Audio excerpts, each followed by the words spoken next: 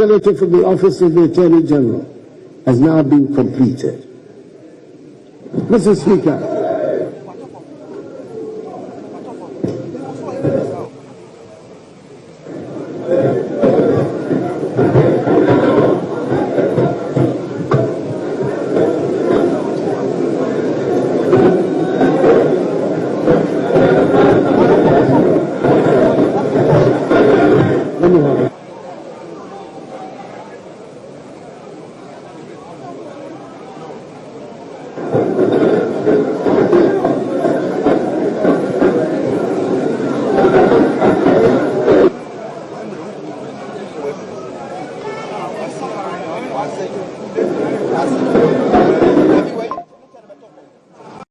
I would like to take the opportunity of this august podium to congratulate again my friend with whom I came into Parliament together for the first time in 1997, President-elect John Mahani Mahama.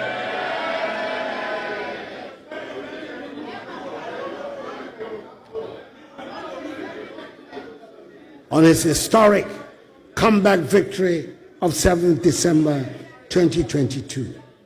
Assure him of my support and that of all well-meaning Ghanaians, and wish him well in his second term as President of the Republic. And I take the opportunity also to congratulate Dr. Jane Nana Opoku-Agyeman, the Vice President-elect, the first woman to occupy that status in our history. Mr. Speaker, you and I have made history of a kind these past 4 years, and I must acknowledge the role you played in keeping steady the ship of state and the governance structures of our country. This was the first time the executive has to deal with not just a parliament with the slimest of majorities, but with a speaker from the opposition party. Mr. Speaker, we found a way to accommodate each other, and the government functioned successfully. I thank you.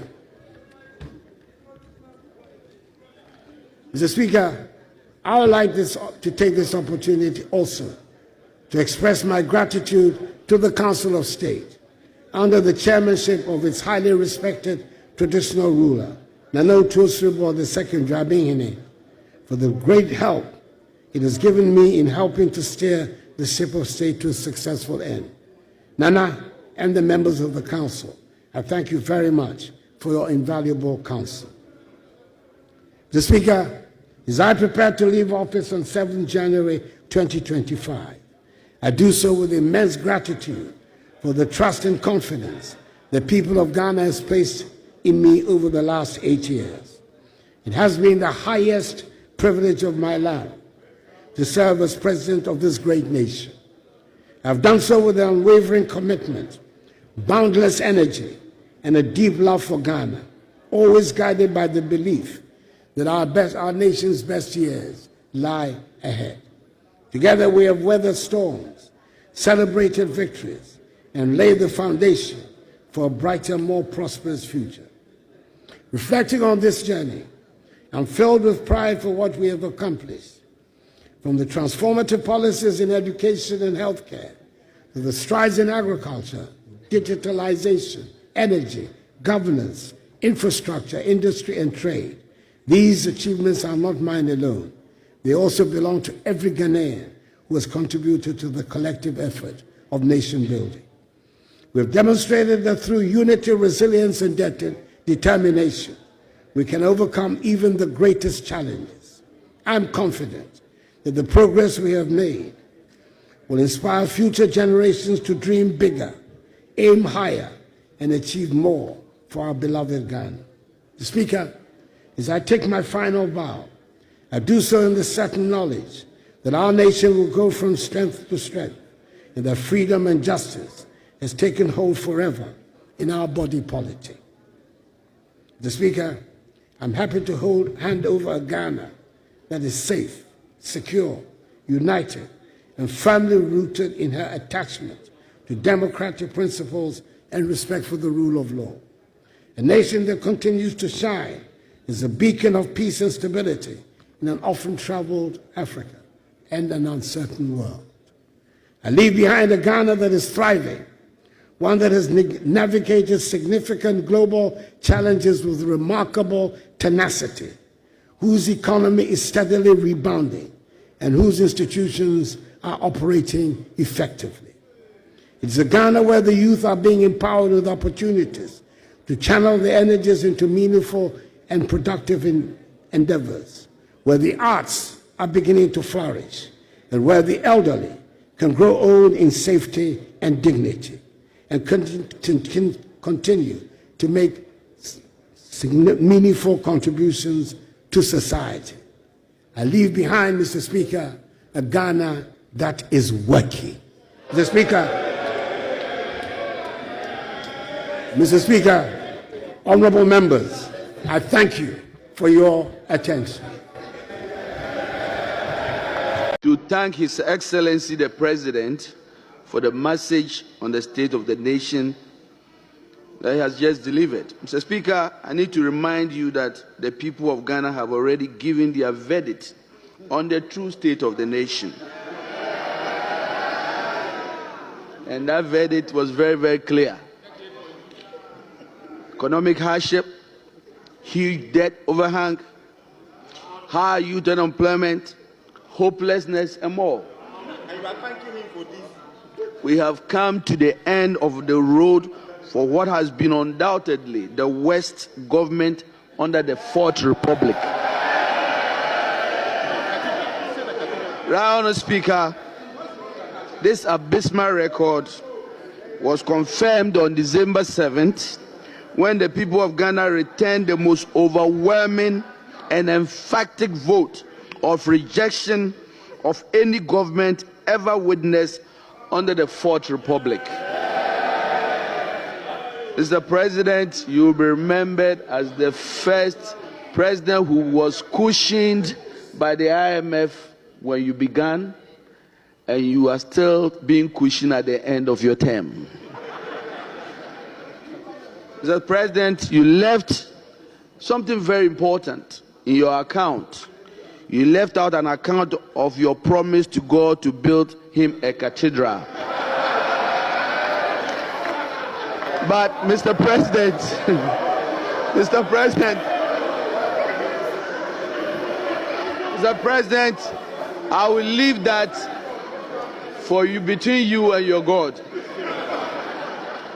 Mr. President, let me remind His Excellency, Honourable Speaker, that his tenure in office will remain a timely reminder of how not to govern the country.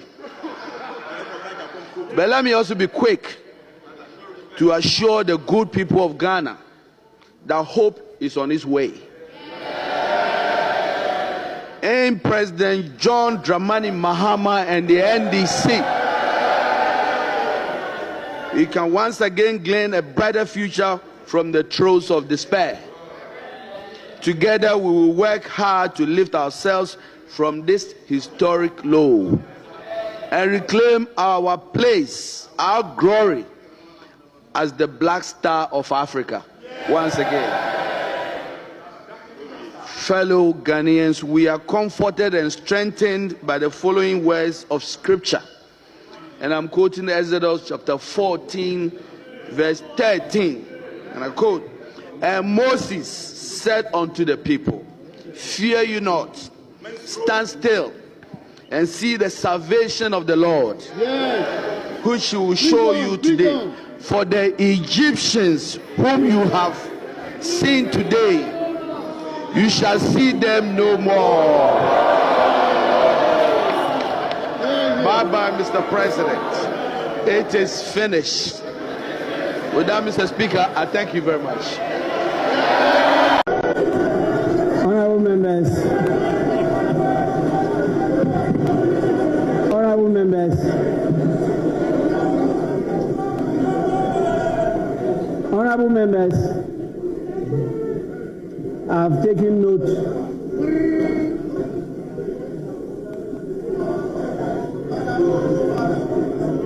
I've taken note of all those who were on their feet and what they said. But it's now time for me to invite the majority leader, the leader of the House, to have a say.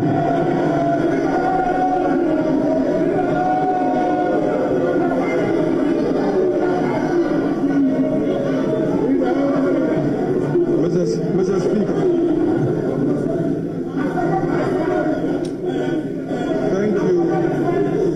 thank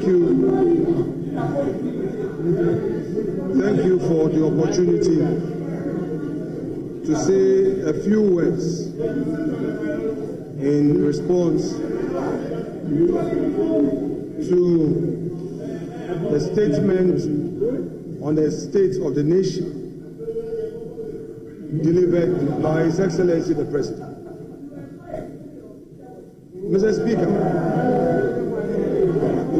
this is the man who 1997 entered the Chamber of Parliament during the second Parliament of this Republic. He inspired the youth of this country through his advocacy. Hansa testifies of his great work in the chamber of this House. Then, as students, we sat at the gallery to observe and to take inspiration from him. Mr. Speaker, through resilience, through firmness of conviction,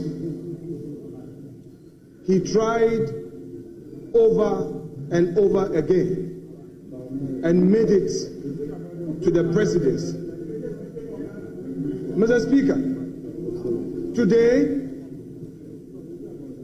he has fulfilled a constitutional obligation to boldly deliver for Hansa his records in office for the 8 years. Mr. Speaker, it may be that for some political expedients, we may not appreciate what he has done for this country. But, Mr. Speaker, history, in its fair judgment, will state that there came an Akufo-Addo whose record in the educational sector of our country was unmatched and unequaled. Mr. Speaker, this is a man who is never afraid of challenges that confront him. Honorable members, please, silence. Let's listen to the majority leader. Please.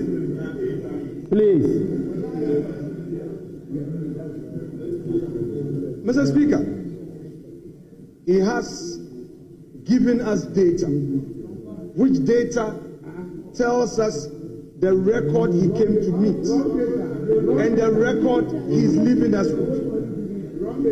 Mr. Speaker, the Agenda 111, a very ambitious policy to revive our health sector and to provide for the needs, the health needs of the many vulnerable communities, Mr. Speaker, which is also unmatched, is there for all of us to see. Mr. Speaker, above all, this president and his government have demonstrated that they have what it takes to keep our country safe. All around us, and by virtue of my being a member of the ECOWAS Parliament, I am able to say on authority the challenges our West African neighbors face in terms of security. This country is safe and secure, and it is a heaven for many West Africans who would want to invest in our country. This is a country we must be proud of. Mr. President, your country is proud of you. Democracy has experienced its best under your leadership. Today, we are being told that there's a new hope. That's no problem. It is supposed to be so. But soon, we will see the true colors of the umbrella. So, Mr. Speaker, I would want to say to my colleagues that you are yet to take over. We would be watching you for the next 4 years. And if indeed you have transformed, we will see with our naked eyes. This is a government that came into office and faced major challenge which confronted the world all over, but demonstrated resilience. This is a government that ensured that in spite of the COVID, all government sector workers were paid. This is a government that kept the lights on. This is a government that ensured that over 5.7 million Ghanaians had access to education. And Mr. Speaker, I would want to relate to this issue of free SHS. It took the grace of God for me to complete secondary education because my mom could not afford, my stepdad could not afford. It took the grace of God. And I know there were many Ghanaians who could not afford free SHS and because could not afford secondary education and had to stay at home. We know in our communities today, all those who could not get free SHS benefited from it when Akufo-Addo assumed office. Mr. Speaker, TVET was also implemented for those who are placed at the lowest ebb of fortune's wheel to also get advantage of getting technical education. This is it.